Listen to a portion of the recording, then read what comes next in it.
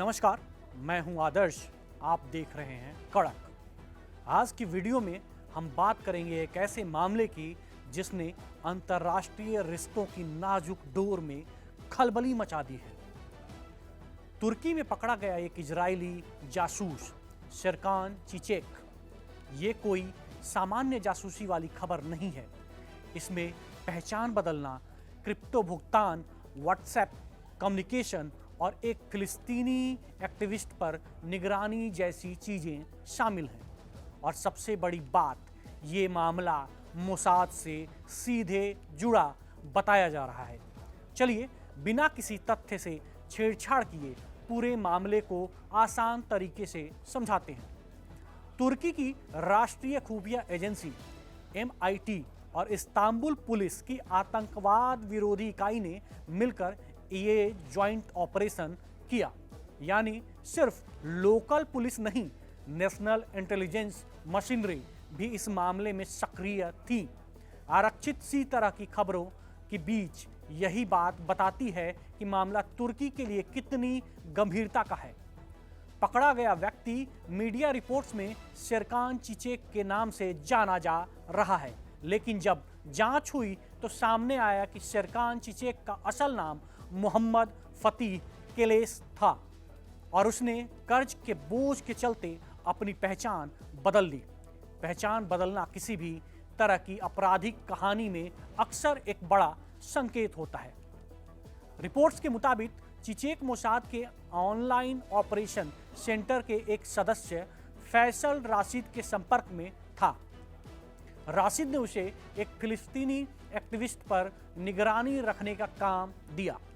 वो एक्टिविस्ट जो इजरायल की मध्य पूर्व नीति का विरोध करता था और इस्तांबुल के बशा शहर इलाके में रहता था। मोसाद ने कथित तौर पर व्हाट्सएप के जरिए संपर्क किया और 1 अगस्त को क्रिप्टो करेंसी में $4000 का भुगतान भी किया गया। यानी ऑपरेशन में डिजिटल फिंगरप्रिंट, व्हाट्सएप कम्युनिकेशन और क्रिप्टो पेमेंट दोनों शामिल थे। जांच में यह भी पाया गया कि 2020 में चिचेक ने पेंडोरा डिटेक्टिव एजेंसी की स्थापना की और निजी जासूस के रूप में काम करने लगा। इस दौरान उसने मूसा कुश और वकील तुगरुलहान द्वीप से संपर्क बनाए। रिपोर्ट्स में कहा गया कि मूसा कुश, जो पहले ही इजराइल के लिए जासूसी करने के आरोप में जेल में है, ने सार्वजनिक रिकॉर्ड से निजी डेटा निकालने में मदद की। यानी इस जाल में पारंपरिक डेटा गैदरिंग और टेक्नो ऑनलाइन तरीके दोनों शामिल थे। अब ऐसे में सवाल उठता है कि क्या मोसाद सीधे तुर्की में सक्रिय हो गया है? ये सवाल अभी सबसे बड़ा और सबसे चिंताजनक है। तुर्की लंबे समय से फिलिस्तीनी और हमास के प्रति सहानुभूति रखता है और इसीलिए यहीं पर किसी विदेशी खुफिया एजेंसी की गतिविधि संवेदनशीलता बढ़ा सकती है। अगर मोसाद जैसा एजेंसी तुर्की में सक्रिय हो रही है तो इसके राजनीतिक और कूटनीतिक नतीजे गंभीर हो सकते हैं। अब सबसे बड़ा सवाल यह है कि इन सब से किस तरह का नुकसान हो सकता है। पहला, राजनयिक तनाव। तुर्की इजरायल रिश्तों में खटास आ सकती है। दोनों के बीच व्यापार और ऊर्जा रूपांतरण के अहम संबंध हैं और ऐसे ऑपरेशन एक दूसरे पर भरोसा डिगा सकते हैं। दूसरा, लोकल प्रतिक्रिया। तुर्की के भीतर प्रदर्शनों और राजनीतिक दबाव का खतरा, खासकर जब मामला फिलिस्तीनी समर्थक और मानवीय संवेदनाओं से जुड़ा हो। तीसरा, सुरक्षा से जुड़े फैसले। तुर्की अपने सिस्टम को और कड़ा कर सकता है। किसे निगरानी में लिया जाए, किसे बाहर रखा जाए, तरह तरह के प्रतिबंध और जांच बढ़ सकती है। ध्यान देने वाली एक बात और है कि अब जासूसी के पुराने पैंतरे और पुराने तरीके इस्तेमाल नहीं हो रहे हैं। ये मामला दिखाता है कि आधुनिक जासूसी में अब पारंपरिक कैंपस बीनस नहीं चलता, बल्कि digital platform, social engineering, crypto payment सब मिलकर काम करते हैं। व्हाट्सएप के जरिए संपर्क, क्रिप्टो द्वारा पेमेंट और पब्लिक रिकॉर्ड से डेटा इकट्ठा करना, ये सारे हिस्से आज के खुफिया ऑपरेशन का सामान बन चुके हैं। इस जासूसी के गेम में यहाँ कई परतें हैं। एक तरफ एक आदमी जिसने अपने कर्ज के बोझ से निजात पाने के लिए नई पहचान अपनाई और निजी जासूस बन गया।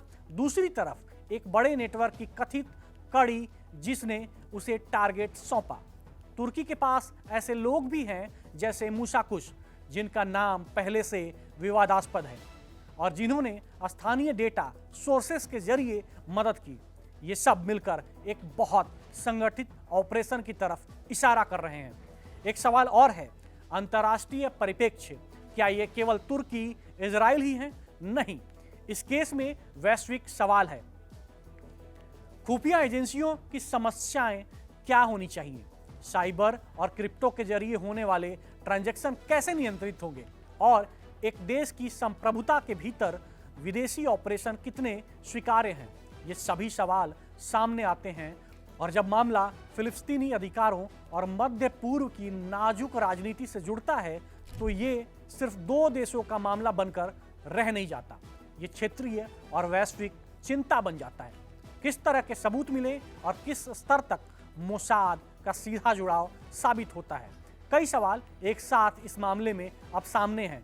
तुर्की की कूटनीतिक प्रतिक्रिया, क्या वो सार्वजनिक तौर पर इजराइल को दोषी ठहराएगा या मामला चुपचाप सुलझेगा? स्थानीय सुरक्षा नीतियां, क्या तुर्की में विदेशी जासूसों के खिलाफ कठोर कदम उठेगा? और सबसे अहम, पीड़ितों और टारगेटेड एक्टिविस्ट की सुरक्षा, उनके बारे में क्या कदम उठाए जाएंगे?